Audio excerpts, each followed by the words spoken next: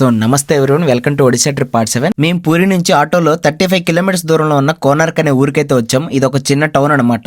ఈ ఊర్లో Konark sun temple అనేది బాగా ఫేమస్ టూరిస్ట్ ప్లేస్ అనమాట. ఈ టెంపుల్ కి అయితే చాలా చరిత్ర ఉందండి. ఇంకా లేట్ చేయకుండా లోపలికి అయితే వెళ్ళిపోయాం. ఎంట్రీ ఫీజు వచ్చేసరికి 40 రూపీస్ అయితే తీసుకుంటారు. ఇక్కడ టెంపుల్ గురించి చెప్పడానికి చాలా మంది టూరిస్ట్ గైడ్స్ అయితే ఉంటారు. వాళ్ళైతే కొంతమంది అయితే డిఫరెంట్ గా ఒక్కొక్క స్టోరీ చెప్పారు. ఆ స్టోరీ ఏంటంటే ఈ టెంపుల్ ని 11వ సెంచరీలో గంగా వంశానికి చెందిన నరసింహదేవ అనే రాజు అయితే ఈ టెంపుల్ అయితే కట్టించారంట.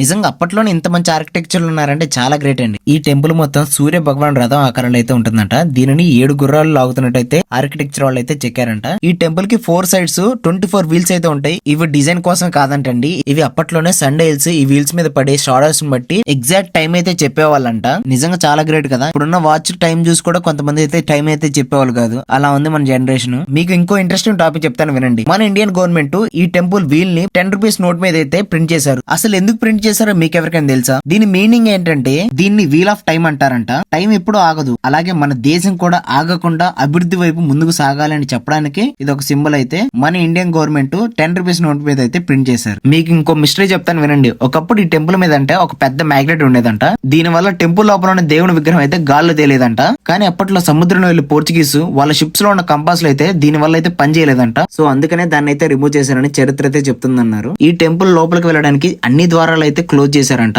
ఎందుకు చేశారో ఎవరికైతే తెలియదు. ఇక్కడికి ప్రతిరోజు కొన్ని వందల మంది అయితే టూరిస్టులు అయితే వస్తూ ఉంటారంట. అంత చరిత్ర ఉన్న టెంపుల్ అండ్ పీస్ఫుల్ గా ఉండే ప్లేస్ అనమాట ఇది. ఫైనల్ గా ఇవన్నీ తెలుసుకున్న తర్వాత నేను ఒకటైతే చెప్తాను. మన చరిత్ర కేవలం పుస్తకాలనే కాదు, ఇలాంటి గొప్ప గొప్ప కట్టడాల్లో కూడా ఉంటుందని చెప్పి తెలిసింది. మన లైఫ్ లో ఒక్కసారి ఇలాంటి ప్లేస్ అయితే విజిట్ చేయాలి భయ్య. వీడియో నచ్చితే లైక్ చేయండి, నచ్చకపోతే కామెంట్ చేయండి, వీడియోని అయితే షేర్ చేయండి. నెక్స్ట్ ఇంకో ప్లేస్ అయితే విజిట్ చేయబోతున్నాను. ఆ ప్లేస్ తెలిస్తే కింద కామెంట్స్ లో అయితే గెస్ చేసి చెప్పండి. నెక్స్ట్ పార్ట్ కోసం రెడీగా ఉండండి.